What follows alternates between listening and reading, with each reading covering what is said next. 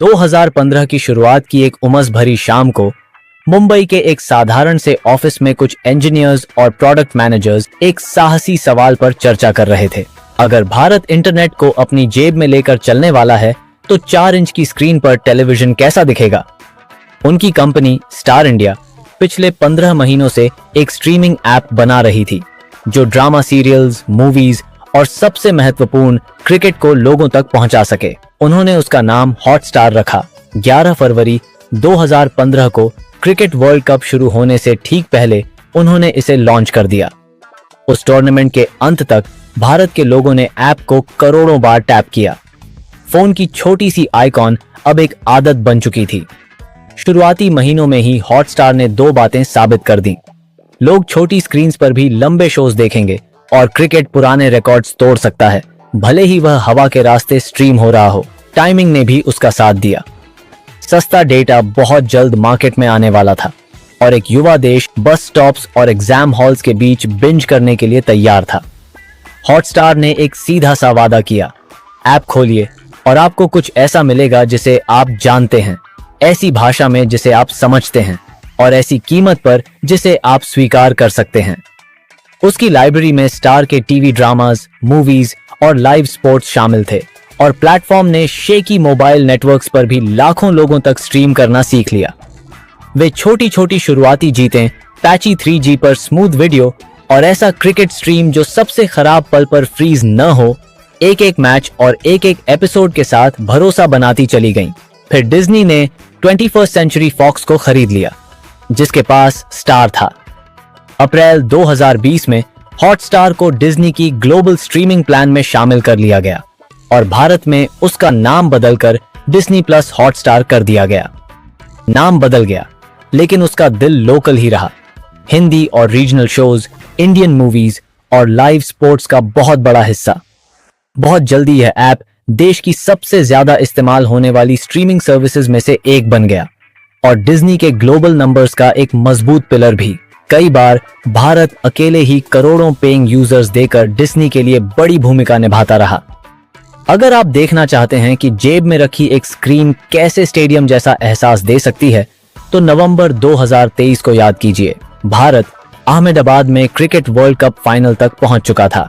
देश भर में लिविंग रूम्स, डॉर्म्स और रोड साइड स्टॉल्स एक ही स्ट्रीम की ओर मुड़ गए। पीक समय पर डिज्नी प्लस हॉटस्टार पर 5 करोड़ 90 लाख लोग एक साथ देख रहे थे। लाइव स्ट्रीमिंग का एक रिकॉर्ड जिसने दुनिया को दिखा दिया कि भारत का डिजिटल पब्लिक स्क्वायर कितना बड़ा और कितना भरा हुआ हो चुका है। इसी टूर्नामेंट में भारत के पहले मैचेस के दौरान भी कई शानदार पीक्स आए, लेकिन फाइनल सबसे ऊंची गर्जना थी। क्रिकेट ने हॉटस्टार की ग्रोथ को ताकत दी, लेकिन क्रिकेट ने उसकी परीक्षा भी ली। 2022 में इंडियन प्रीमियर लीग ने अपने राइट्स को अलग अलग टीवी और डिजिटल पैकेजेस में बेचा। डिज्नी स्टार के पास टेलीविजन राइट्स रहे, जबकि रिलायंस के सपोर्ट वाली वायाकॉम 18 ने डिजिटल राइट्स जीत लिए और 2023 सीजन से आईपीएल स्ट्रीमिंग को अपने जियो सिनेमा प्लेटफॉर्म पर ले गई। असर तुरंत दिखा। 2023 में हॉटस्टार के पेड सब्सक्राइबर्स की संख्या तेजी से गिर गई क्योंकि आईपीएल फैंस वहीं चले गए जहां मैचेस थे। डिज्नी ने इसके जवाब में एक बहुत भारतीय काउंटर पंच दिया। एशिया कप और 2023 वर्ल्ड कप के दौरान उसने मोबाइल पर मैचेस फ्री स्ट्रीम किए ताकि अटेंशन और एड रेवेन्यू वापस जीता जा सके। यह स्ट्रैटेजी इतनी सफल रही कि उसने वे रिकॉर्ड पीक्स हासिल कर लिए, लेकिन इसने एक नए युग का संकेत भी दिया। भारत में स्ट्रीमिंग की जीत सिर्फ लाइब्रेरी से नहीं होगी, बल्कि स्केल, लोकल इनसाइट और क्रिएटिव मोनेटाइजेशन से होगी। भले ही आईपीएल दूर चला गया, डिज्नी स्टार ने एक दूसरा एंकर सुरक्षित कर लिया। भारत में आईसीसी ग्लोबल इवेंट्स के राइट्स 2027 तक टीवी और डिजिटल दोनों पर। इसका मतलब था कि हर वर्ल्ड कप, चैंपियंस ट्रॉफी और वर्ल्ड T20 भारत में अब भी डिज्नी की पाइप्स से होकर गुजरेगा, जो क्रिकेट के दीवाने देश में एक बहुत महत्वपूर्ण सुरक्षा कवच था। स्पोर्ट्स राइट्स एक चेस बोर्ड बन चुके थे और हॉटस्टार ने लंबा खेल खेलना सीख लिया। एक किला खोदो, रानी को बचाओ और रीच तथा प्राइसिंग के सहारे पलटवार करो। कहानी ने 2024 के अंत में एक और तीखा मोड़ लिया। कई महीनों की बातचीत के बाद रिलायंस और डिज्नी ने अपने इंडिया मीडिया एसेट्स को एक विशाल जॉइंट वेंचर में मर्ज करने पर सहमति दी, जिसमें स्टार के टीवी चैनल्स और हॉटस्टार को वायाकॉम 18 के चैनल्स एट जियो सिनेमा के साथ जोड़ा गया। रेगुलेटर्स ने अप्रूवल दे दिया और नवंबर 2024 तक डील पूरी हो गई। व्यूअर्स के लिए इसका मतलब था कि भारत के दो सबसे बड़े वीडियो राइवल्स अब एक ही छत के नीचे आ गए थे, और नई कंपनी के लिए इसका मतलब था सैकड़ों चैनल्स, 2 ऐप्स और देश का सबसे ताकतवर स्पोर्ट्स पोर्टफोलियो। 2025 की शुरुआत तक जॉइंट वेंचर मॉडल को लगातार ट्यून कर रहा था, हमेशा फ्री रहने वाली आईपीएल स्ट्रीम से पेड टियर्स की ओर बढ़ते हुए, टेक्नोलॉजी और एड सेल्स को अलाइन करते हुए, और यह तय करते हुए कि दोनों स्ट्रीमिंग ब्रांड्स को कितनी मजबूती से साथ जोड़ा जाए। मार्केट के लिए संदेश सीधा था। असली मुकाबला सिर्फ शोज का नहीं था, बल्कि डिस्ट्रीब्यूशन, डेटा और नेशनल स्केल पर प्राइसिंग का था। इन सब के बीच हॉटस्टार के पीछे काम करने वाली प्रोडक्ट टीम बार बार फर्स्ट प्रिंसिपल्स पर लौटती रही। फास्ट लोड करो, स्मूथली प्ले करो और बड़े मोमेंट्स को कभी हकलाने मत दो। इसका मतलब था भारत की सच्चाई के लिए इन्वेंट करना, cheap phones, shared data plans, family logins और शॉर्ट बर्स्ट्स में देखने की आदत। इसका मतलब था ऐसा प्लेयर बनाना जो ट्रेन के टनल में जाते ही वीडियो क्वालिटी को सहजता से कम कर दे और 1 सेकंड बाद फिर बढ़ा दे। इसका मतलब था दर्जनों ऑडियो ट्रैक्स और सबटाइटलिंग ऑप्शंस देना, ताकि लोग तमिल या मलयालम में क्रिकेट कमेंट्री सुन सकें और फिर भी पूरी तरह घर जैसा महसूस करें। इसका मतलब यह भी था कि कई तरीकों से बेचना सीखा जाए। सब्सक्रिप्शंस महत्वपूर्ण थे, लेकिन एडवर्टाइजिंग भी उतनी ही जरूरी थी।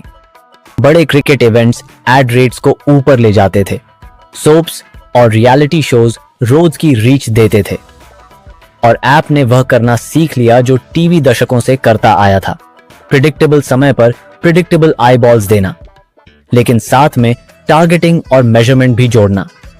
टीम ने ऐप के भीतर एक लॉयल्टी लूप बनाया। देखो, अर्न करो, अगले मैच या एपिसोड के लिए वापस आओ, लोकल लैंग्वेज नोटिफिकेशन से नज्ड हो, एक टैप में स्ट्रीम खोलो। एक स्ट्रीमिंग सर्विस धीरे धीरे रोज की रूटीन बन गई। फिर भी रास्ता शायद ही कभी स्मूथ रहा। जब आईपीएल गया, सब्सक्राइबर ग्राफ नीचे आया।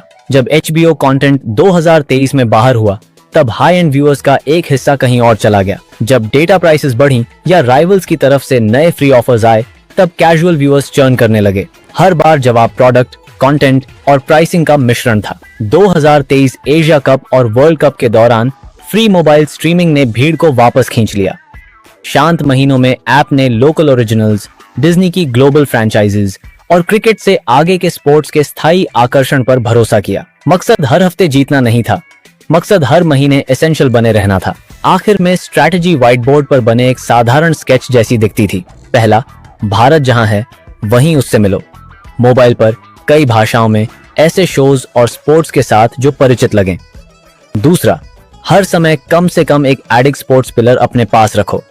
अगर आईपीएल नहीं तो आईसीसी, अगर क्रिकेट नहीं तो कल्चरल कॉन्टेक्स्ट के मुताबिक दूसरे स्पोर्ट्स में नेशनल टीम्स, ताकि ऐप एक आदत बना रहे। तीसरा, प्राइसिंग को लैडर की तरह रखो। जब जरूरत हो तब फ्री टेस्ट, ब्रॉड मिडिल के लिए एड सपोर्टेड टियर और फैमिलीज को कन्वीनियंस व क्वालिटी के साथ ऊपर खींचने वाले पेड प्लान्स। चौथा, स्ट्रीम को ऑप्टिमाइज करना कभी मत छोड़ो। बफर बार ही आपका असली कॉम्पिटिटर है। पांचवा, पार्टनरशिप्स और ओनरशिप का लंबा खेल खेलो, क्योंकि भारत में पाइप, प्लेटफॉर्म और प्रोग्राम राइट्स किसके पास हैं, यह अक्सर किसी एक चमकदार शो के मालिक होने से ज्यादा मायने रखता है। जब आप नंबर्स को एक साथ रखते हैं तो वे अपनी कहानी खुद कहते हैं।